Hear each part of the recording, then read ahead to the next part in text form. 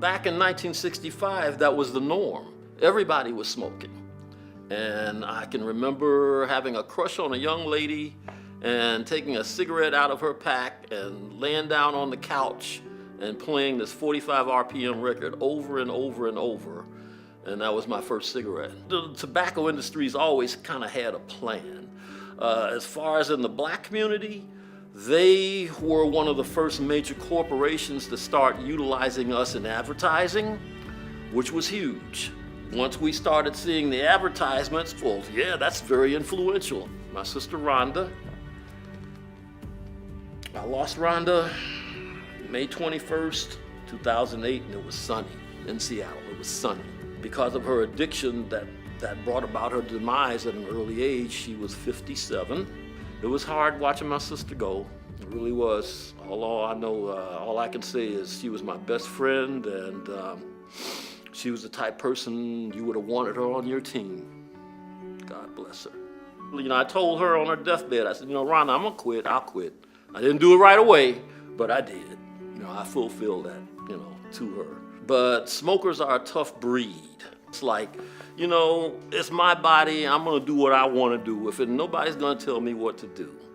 Well, as time goes on, your body tells you. So consequently, my body also told me smoking is such a personal thing that everyone has to approach it in a personal way in order for it to succeed, is how I see it. What would be a special date for me? Seahawks were kicking butt.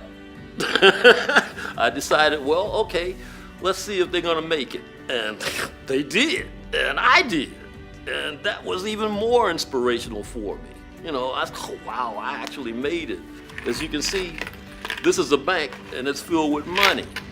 Back in 1965, cigarettes were like $0.25 a pack. When I stopped in 2013, they were $8.25 a pack. I decided, well, I'll just save the money. So I proceeded to deposit $8.25 every day into this bank. In the course of a year, you got enough money for a Hawaiian vacation or Disneyland, you know, I mean, thousands of dollars. This is one of the key factors that helped me to succeed in stopping smoking. It takes a lot of willpower. You have to avoid your triggers. After eating and driving are prime times when people light up. So you have to, that's where your willpower comes in. If you're at work, that was hard for me because I would be at work, I'd take my break or I'd have my lunch and I'd want to smoke like the other people, but I would just read. I just locked myself into reading something and to distract myself from it. There is a little bit of a struggle, but if you've got a strong will, you can do it. You gotta want to. You really gotta want to. So, you know, there are health benefits, without a doubt. From not smoking, I can definitely tell I breathe better and I sleep better and I definitely get less colds. And the other benefits of not smelling like an ashtray, not having your vehicle smell like an ashtray or your house.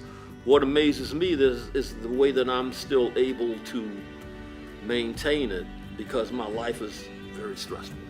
My daughter wasn't supposed to make it, but she did. And you know, when you're under stress like that, that's the type thing that definitely makes some people smoke.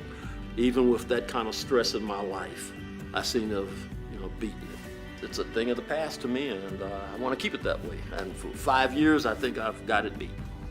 Done my way.